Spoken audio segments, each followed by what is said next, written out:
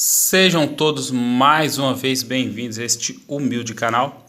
Vamos estar falando hoje sobre o fim do mundo.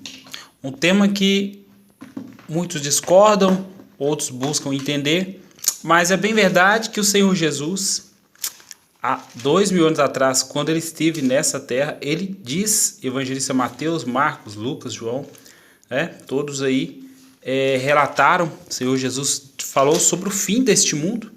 Não só o Senhor Jesus disse, mas também na história e também a ciência aponta para o fim deste mundo. Eu vou estar lendo aqui apenas Evangelho de Lucas, no capítulo 21, onde os discípulos perguntam para o Senhor Jesus: quando será o fim das coisas, o fim do mundo? E Jesus segue dizendo, sobre vários acontecimentos, vários sinais, tanto no céu, no sol, na lua, nas estrelas, na terra. E em Lucas 21, 25, Jesus diz assim: haverá sinais no sol, e na lua, e nas estrelas, e sobre a terra, aflição das nações, com perplexidade, o mar e as ondas bramindo. O coração dos homens desfalecerão por medo da expectativa daquilo que sobrevirá à terra, porque os poderes do céu serão abalados. E eles então verão o Filho do Homem vindo em uma nuvem, com poder e grande glória. Bom, tudo que tem o começo tem o fim. A nossa vida tem o começo e tem o fim. O alfabeto tem o começo e tem o seu fim. Se você compra um gás, ele tem o começo e tem um fim. A história nos diz isso, a ciência nos diz isso, A religião também diz isso, que tudo tem um começo e o fim, louvado seja Deus. Mas eu gostaria de estar contando aqui no canal sobre um pequeno documentário aqui sobre a cidade, sobre um vulcão, aliás, chamado Vesúvio, na cidade de Pompeia, ali no sul da Itália, Isso é em 79 depois de Cristo. Gostaria de ler juntamente com vocês e juntamente a gente vai estar frisando alguns detalhes, comparando também aos sinais. O que aconteceu antes deste vulcão? O que as pessoas fizeram? Qual foi o cenário de destruição que esse vulcão causou? O que aconteceu? Como as pessoas se relacionavam, trabalhavam, mesmo tendo um vulcão ali já adormecido há 900 anos, mas que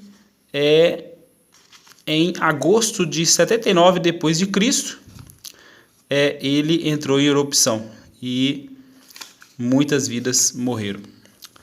Lá estava ele, imponente e adormecido, há cerca de 900 anos. Por séculos, ele não representou qualquer ameaça. Contudo, aqueles que moravam bem ali à sua sombra em Pompeia, uma cidade bastante próspera no Golfo de Nápoles, no sul da Itália, sabiam do perigo de estarem tão próximo do grande vulcão Vesúvio. Esse vulcão era parte do cenário até 24 de agosto de 79 depois de Cristo. Dizia-se que ele estava extinto. Então, pessoas moravam ali, ali nessa cidade, em Pompeia, e muitos não acreditavam que aquele vulcão fosse entrar em erupção. Louvado seja Deus. Até aquele dia a vida seguia normalmente, casavam-se, davam-se em casamento, criavam seus animais, cultivavam uvas, comercializavam com diversas cidades do império, inclusive com o Egito. Cada habitante daquele lugar cuidava de sua vida sem se aperceber que o fim era iminente. Quais são as chances de um vulcão que está em silêncio há tanto tempo cuspir fogo para todos os lados e trazer repentina destruição a tudo que se encontra no caminho? Subitamente aconteceu o improvável.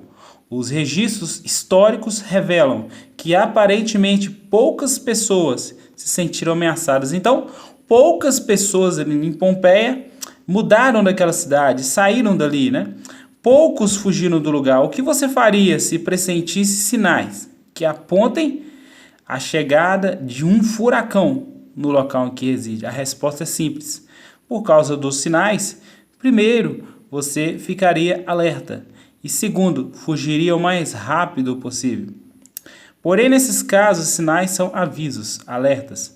A maioria dos moradores de Pompeia, contudo, não pensava deste modo. Os trabalhadores do campo não tinham como negligenciar os diversos sinais emitidos pela natureza. Ali não se falava de outra coisa além da inexplicável seca. Então, antes deste vulcão expelir, houve uma enorme seca ali, né? Na vegetação começou a ficar desbotada. Ali havia poços, né? Os poços começaram a se secar, minas que tinham água começaram a secar. Isso tudo foi sinais que o Vesúvio ele ia estourar ali, né? Seus magmas ali para todos os lados. Os índices pluviométricos normais nos meses anteriores. Os peixes mortos boiavam no Sarno. Havia um rio chamado Sarno e os peixes estavam morrendo ali naquele rio que passava próximo ao vulcão, vítimas do aumento da concentração de ácido sulfúrico nas águas vazantes do verão. Aqueles que visitavam as encostas do Vesúvio a fim de conferir as vinhas ou cuidar dos rebanhos voltavam com notícias mais preocupantes.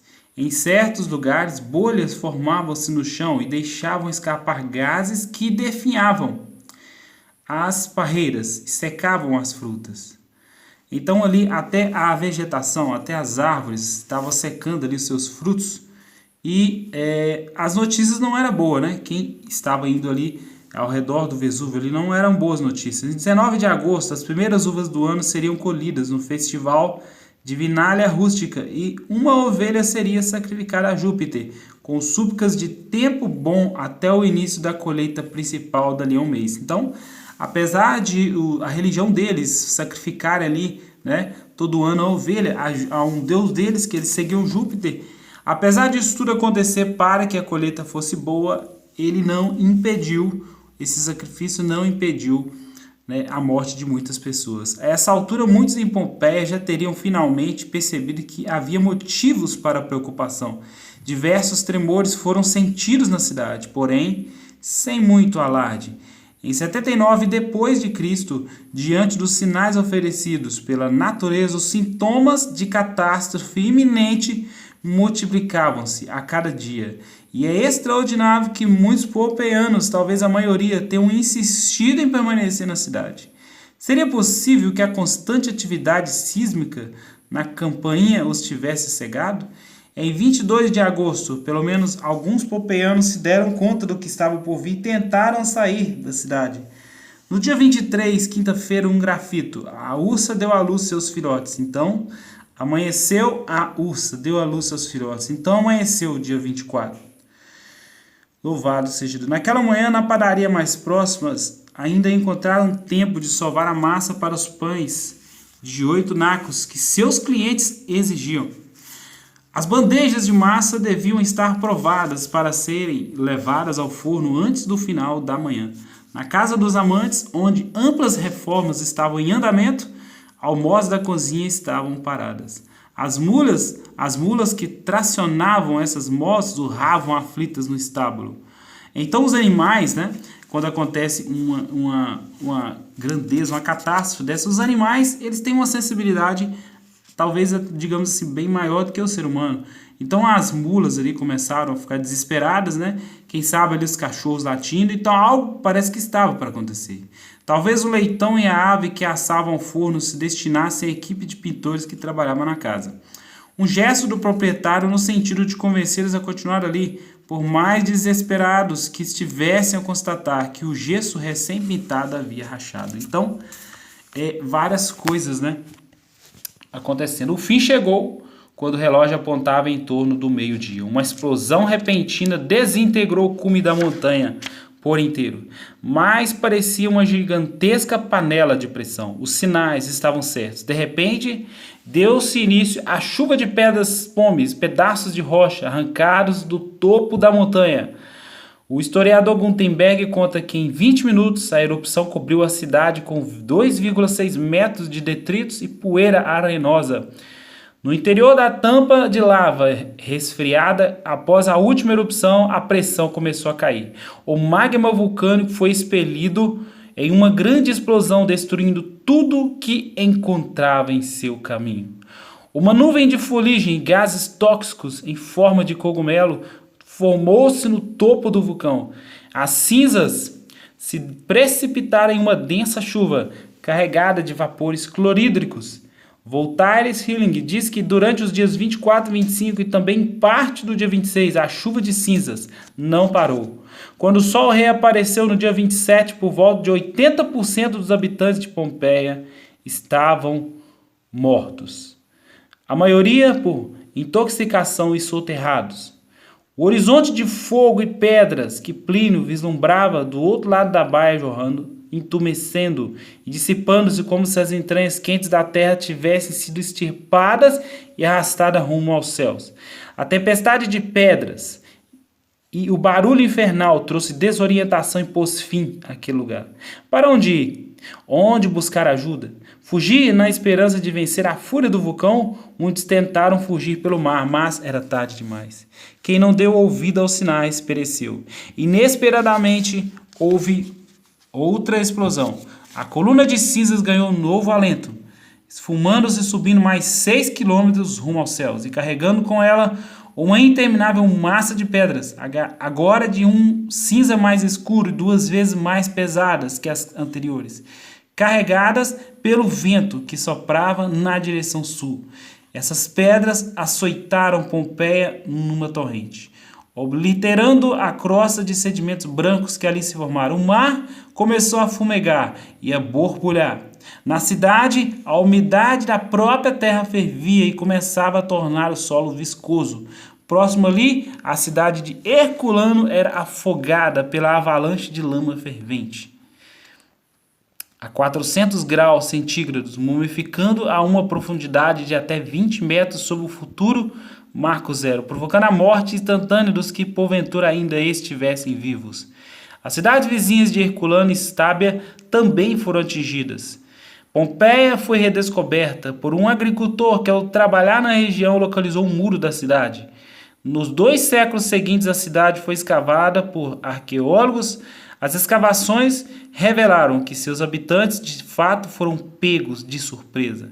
Foram encontrados diversos corpos, como se estivessem numa cápsula, congelados no tempo. Alguns foram encontrados nas escadarias do templo de Apolo, e outros em posição de trabalho no mercado e no comitium, no anfiteatro, nas oficinas, nas lojas, e outros foram achados prostrados nas tabernas, e alguns simplesmente dormindo. Assim como foram surpreendidos, assim permaneceram. Eles foram imobilizados instantaneamente. Muitos foram encontrados de bruços sobre o chão, mãos e antebraços apertando a cabeça, pernas e braços flexionados por ligamentos retesados, a espinha estendida.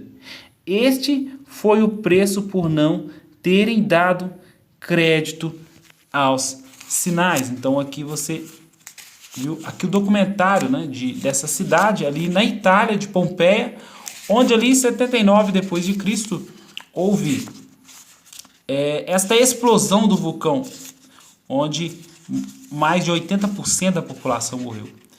Pouquíssimos escaparam, né? Pouquíssimos. Mas e hoje? Hoje nós sabemos que pela Bíblia, por todas as profecias dos livros bíblicos históricos, Isaías, Ezequiel, Jeremias, todos falam, retratam, né, que essa terra vai ser destruída pelo fogo agora. E os homens, os países têm alto potencial de bombas atômicas para destruir esse planeta. Então, hoje é tempo de você buscar a Deus. E ainda tem o fato de nós não sabermos o dia que nós vamos partir dessa terra. Será inesperado. Você pode estar aí na sua casa, está saindo, e acontecer alguma coisa e você partir. E você estará preparado? Você estará com o Senhor Jesus? Louvado seja Deus. Entregue-se ao Senhor. Aceite a Jesus como seu único, suficiente, exclusivo e eterno Salvador. Porque este mundo está sinalizando sinais do fim. Deus te abençoe. Até o próximo vídeo, em nome do Senhor Jesus.